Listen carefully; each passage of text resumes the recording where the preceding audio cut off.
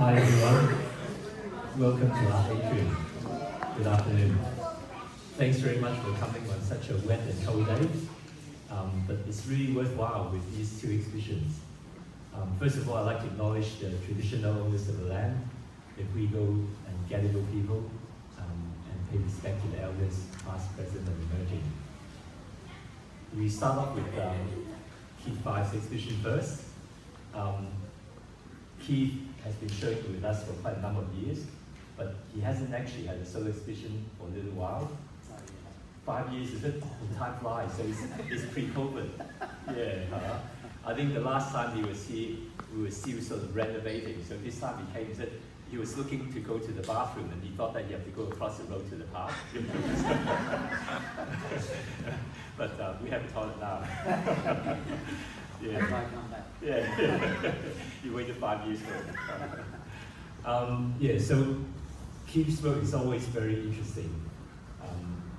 Obviously, you get a chance to have a good look at it. But basically, he does this really fantastic, miniature landscape. And every time he goes to Bunnings, they should look out for him. He'll be at the Dulux color chart and taking all the samples and going home and do lots of work. So that's what he's done here. And to open the show, we have McDonald. Keith has actually been a Mosman Art Prize finalist for quite a number of times. So I thought it would be good to have Kelly here. Kelly is the senior curator and also assistant director of the gallery. So I'd like you all to welcome Kelly McDonald.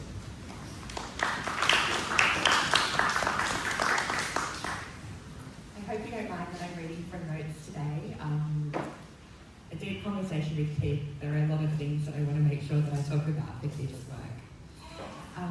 I would also like to acknowledge the Grigil, the Bidjigal and the Gadigal clans, the traditional custodians of the lands on which we meet today.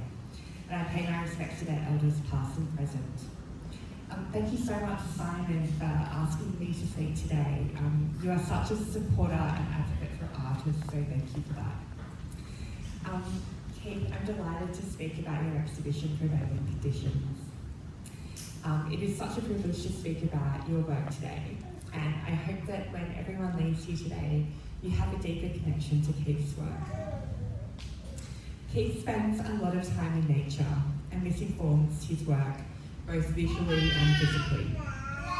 Walking in nature, especially in the Kurator National Park, and on his vast travels, influences the scenes you see here today. None of these images are straight depictions of specific landscapes. Instead, his sketches and paintings are imagined scenes, drawn from memories and his mind's eye. He told me that one of his paintings turned out to be prophetic. It was a premonition, as after he painted a mountain scene, he came upon it when travelling in Tasmania. And Keith doesn't set out with a planned work in mind. He lets the work guide him, and his work is intuitive and automatic. Keith has hundreds, possibly thousands of these small landscape paintings. They exist as individual works, though he combines them to make these assemblages that you see behind me. He combines these works to make larger scenes, and they're suggestive of a narrative, and Keith leaves clues for the viewer to devise their own story. These larger collections of images help articulate ideas about layers and strata and geology. All of these works are about time and motion, deep time and geological movements that take place over millennia. And this is especially evident in the work Walking All the Day. I also think these are about time through their references to photography. The smaller works brought together allude to images of chronophotography, a series of images taken in quick succession to suggest motion. They use the visual language of a contact lens, slope, showing thumbnail images of each photographic negative, each shot existing both as on its own and as part of a roll of film. Photography was part of Keith's earlier practice and part of his work as an art teacher.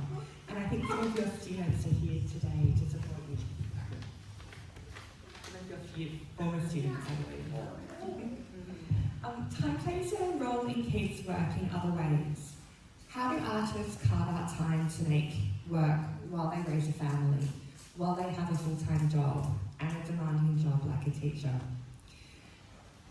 How does one conceptually and practically finish a large-scale painting with these responsibilities?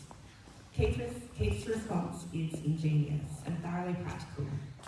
In his studio, as Simon alluded to, Keith had paint samples from Porter's paints, and these small-scale painted surfaces became his canvases.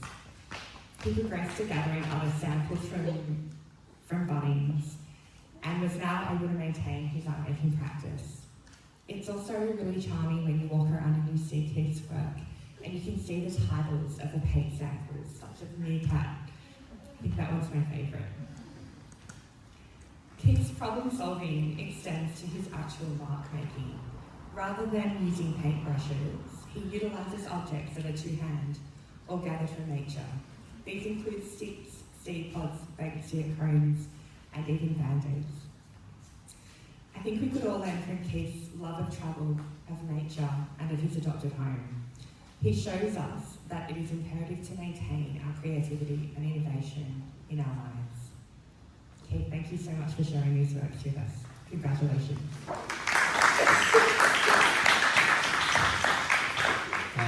Thank you, Kelly. It's very kind of you to come out in this weather, and I know you haven't been that well late, so it's a big commitment. I thank you very much. And thank you, Simon, for the space. Can I ask you a question? Has this space shrunk since I was last here? Did you move that wall forward? No, it's the same. I must be growing. Your works have grown. Yeah, I must be getting bigger. There is an art to getting colour samples from Bunnings. Let me just warn you, anyone's interested. You look like you're taking a sample, but you get several in one go, and you pull them out, and then you get some more, and then you put them in your back pocket, and then you can start again. So you can actually get quite this many from one visit, and no one notices, because who looks at someone taking a paint sample? No one. So as long as Bunnings is open, I can carry on working.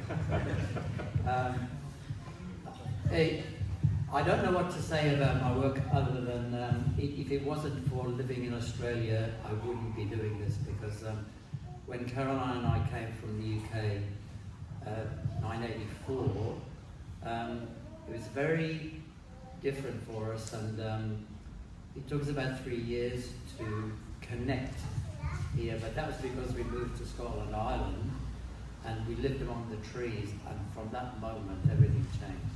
So I didn't have a subject when I came here, and it was this country and that kind of diversity of the landscape that it just actually is magical for us when we travel around. We never tire of going to different places and revisiting places, because it's actually quite unique in the world. It's absolutely stunning, and every day we see something different. So it's really about living in Australia, but I have embedded in here is lots of memories from other places. So I'm finding that one of these ones here, I suddenly realised that in the corner I painted Mount Fuji, simply because we visited Japan earlier and Fuji just rose up in front of us.